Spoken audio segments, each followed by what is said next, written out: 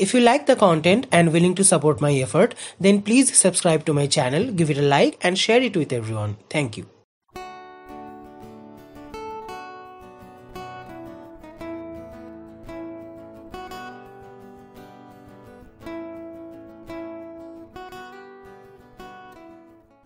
Hi everyone, so today we're going to look at another game from FIDE Online Nations Cup 2020, and it was from round 3. India was fighting against Europe. Out of 4 games in this round, in 3 of the games India drew against Europe. So this game is basically a decider. The overall result of this round explicitly depends on the result of this game.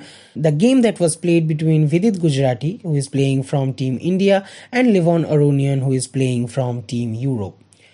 So Vidit Gujrathi is absolutely known for his rock-solid defense, India's number 2 and world's number 22, a very strong chess player. On the other hand, Levon Aronian, a beautiful chess player and obviously a very gentle and humble human being. Unfortunately, on the month of March of this year, 2020, he lost his wife. She died in an unfortunate road accident, and within a month and a few days he is back on track. And in this tournament he not only played a brilliant game of chess but a beautiful some beautiful games of chess, which actually shows that death can take away our beloved ones from us, but it cannot destroy the creativity and beauty of life. We are also going to experience some beauty in this game also from him. And so Aronian is playing with the white pieces and Vidit with the black pieces. So without further delay, let us dive into the game. Here Aronian begins the game with knight f3, the Re opening, and Vidit replies with d5. So we're looking at e3 instead of g3, which is the common line here.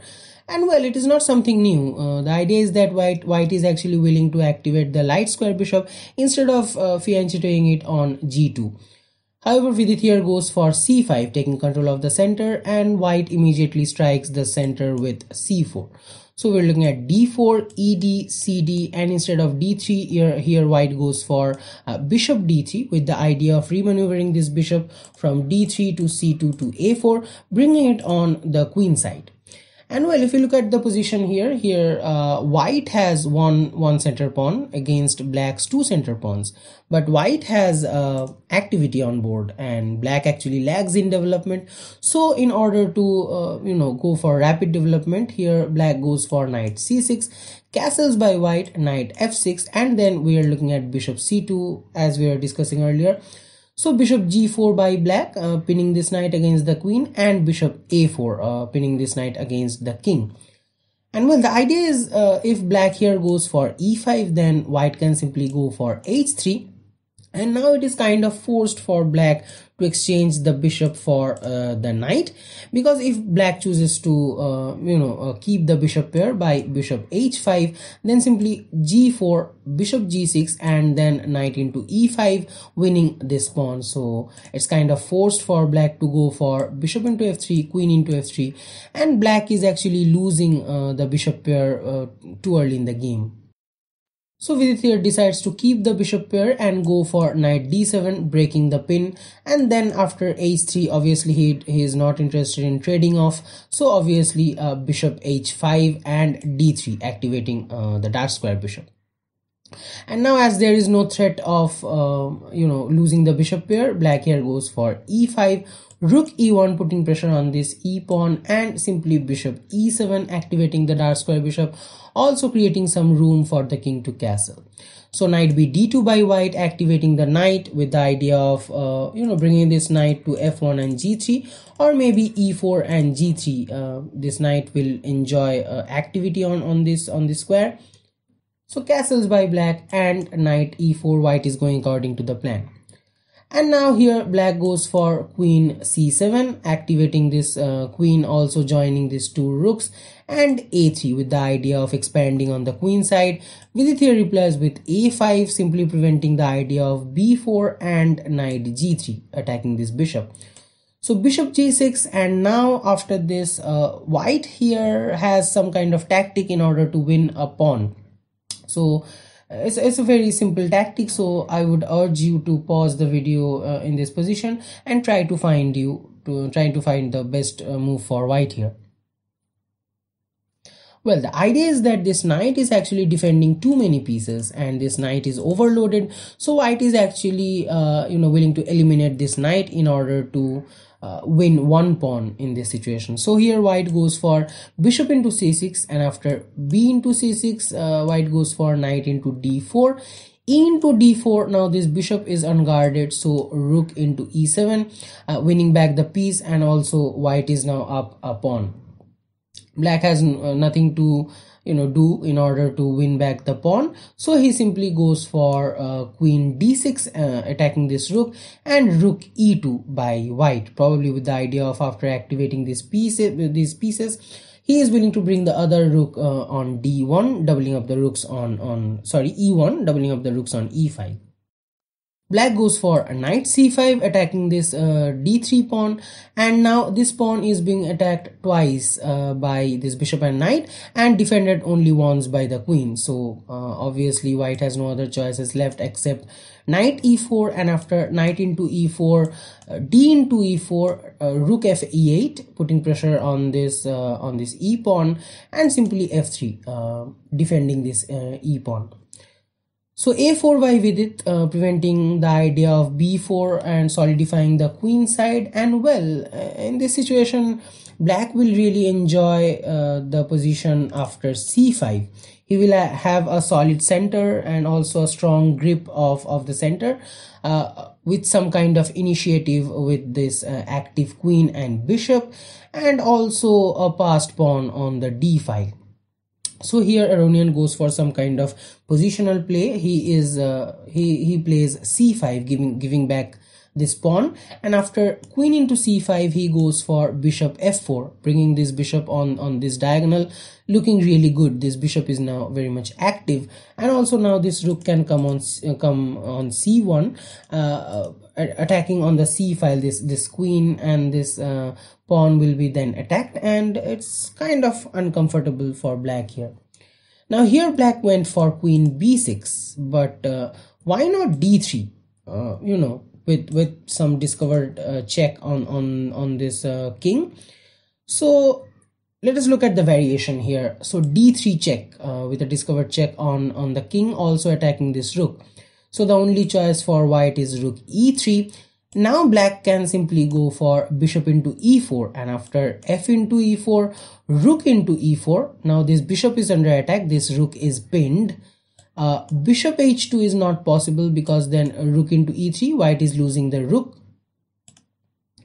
So white can go for rook c1, attacking this queen, but simply queen b6, maintaining the pin, and after queen into d3, rook into f4, winning back the piece. Now black is actually up a pawn, and thus black is good in this position. So d3 is actually better, but instead black here, Vidit here, went for queen b6, which is nothing wrong in it, but it's kind of passive according to me. However, rook c1 by white, he is going exactly according to the plan.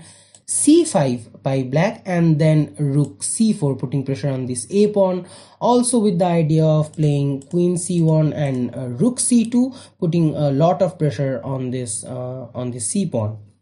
Black goes for f6, maybe trying to defend this e5 square or something, but then simply queen c1 by white, putting pressure on this c pawn. Rook a5, trying to defend this c pawn, but then rook e c2. Now it's not possible for black to defend this c5 pawn, because rook c8 won't work, because this pawn is pinned, and white can simply go for rook into d4. Now white is up a pawn, so it is not possible for black to defend this pawn. So instead black here goes for f5, trying to strike the center. So after rook into c5, winning this pawn, rook into c5, rook into c5, f into e4, f into e4. Now white is up a pawn, but it is not possible for black to go for bishop into e4, winning back this pawn, because then simply queen c4 check, and after king h8, white can capture this pawn on d4, and now white is again up a pawn. So instead here black goes for d3. because now this queen c4 check idea doesn't work. King h8, queen into d3. Now this rook is hanging. So that's why d3 is better in this position. And then bishop e3 by white, with the idea of some nasty discovery on the queen. But simply queen e6. Now this pawn is under pressure, and it is not possible for white to defend the pawn. So white goes for rook c7, putting pressure on this g7 pawn. But simply queen into e4, winning back the pawn. Now this bishop is under attack, so bishop d2, also with the idea of remaneuvering this bishop to c3 and putting pressure on this g7 pawn. So h6, making some room for the king to go, and then queen c5. White first chooses to free the queen and then go for bishop c3. So bishop f7, preventing this rook to putting pressure on this g7 pawn, and white goes for bishop c3. He is going according to the plan. Queen j6 by black, trying to defend the g7 square, and rook e7. White is willing to trade off the rooks. And after rook into e7, queen into e7, king into h7, bringing this king to safety. Queen e5. Now there is a potential threat of checkmate. So now this queen is actually paralyzed, and it cannot go into anywhere. It has to stay on the g file actually. Otherwise it will be a checkmate. However, black here goes for bishop e8 with the idea of his own counter attack on this g2 square. But here white simply goes for king f2. He is now bringing this king to away from this g file, and this queen is actually bound to be on g file. So there is no potential threat possible that can be created by black. So simply bishop f7, bringing this bishop back. g4. Now white is willing to actually bring this king away from the g file. So it is first mandatory for him to ensure the safety of the g pawn. So bishop b3 by black.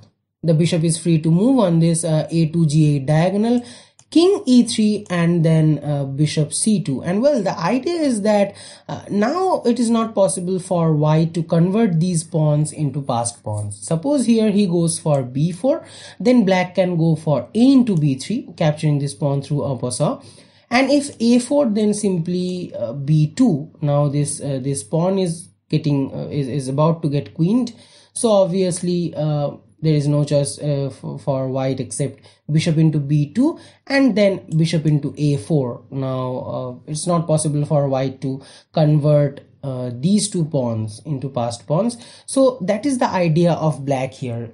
So the game continues with king d2, bishop b3, king e3, bishop c2, king d2, and then bishop b3. It's kind of going towards some repetition, but on this move white simply goes for queen e7, breaking the repetition.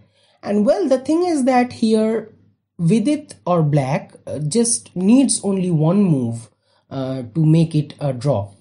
If Vidit here goes anything like bishop c4 or bishop d5 or anything like that, actually keeping this bishop on this diagonal, and it's going towards a draw. But here because of the reflex, actually, because this bishop was going back and forth on these two, within these two squares, here Vidit simply goes for bishop c2.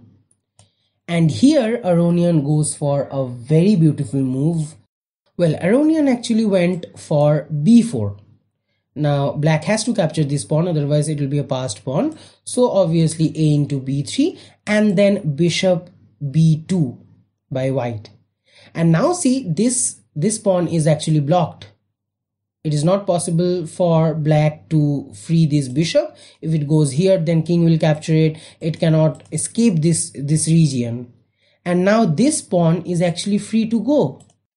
If it reaches this 6th rank, then it is not possible for black to capture it, otherwise he'll be checkmated.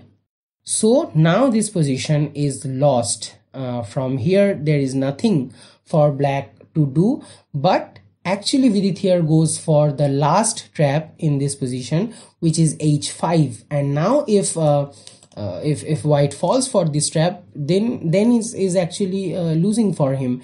If here white goes for g into h5, then it is losing for white actually. Then black can simply go for queen g2 check. King e3 is not possible because queen e2 check, now white is gonna lose the queen. Anything like king c1 or king e1 is a mate in one. If king e1, then d2 is checkmate. If king c1, then also d2 is checkmate. So the only choice is king c3 and then d2. There is no way for white to stop this pawn from queening. Say queen d8, then this bishop is protecting this d1 square, then simply d1 equals queen. And now it is losing for white here, but of course here Aronian did not fall for the trap. He simply went for g5. Now this pawn is defended by the queen, and now there is nothing for black to do in this position. He goes for h4 and white starts pushing with a4. King g8, a5, king h7, a6. Now this queen cannot capture this, otherwise it will be a checkmate. If queen into a6, then queen into g7 is checkmate. Black tries for bishop d1, sacrificing the bishop. King into d1, d2, and then simply white goes for exchanging the pieces with queen into g7 check, queen into g7, bishop into g7, king into g7, and then obviously he cannot go for a7 in this situation, otherwise b2 by black. And now black is also gonna get the queen back with say king into d2, b1 equals queen, and now 8 equals queen. Now this is again a draw. Obviously both the sides have the queen and open king, so it's a draw all over again. So obviously the move is king into d2. Aronian went for the right move, and now on this move 56, Vidit actually resigned because it is not possible for black to stop this pawn from queening and also queen his own pawn. Suppose here black goes for b2, then simply king c2, he's gonna capture the pawn, and also this king is far away from this pawn, and white is gonna get the queen. So it is on move 56. Vidit resigned the game, and Aronian actually went on winning the game with a brilliant, a very amazing, beautiful move. And on round 3, unfortunately, India actually faced a loss against Europe. So with this, we are coming to the end of this game and also the end of the video. But let me give you a little spoiler. This is only the part 1. There is a part 2 of this story, of this fight actually, because they faced each other again in round 8. So this game was from round 3. And it was a double round robin tournament. So Aronian faced Vidit on round 8, and on the very next video in this series, we are going to look at that game too, and we'll see that whether Vidit can take the revenge or white just goes on maintain the superiority. However, for this time, I'm gonna take your leave. See you next time with some other exciting video.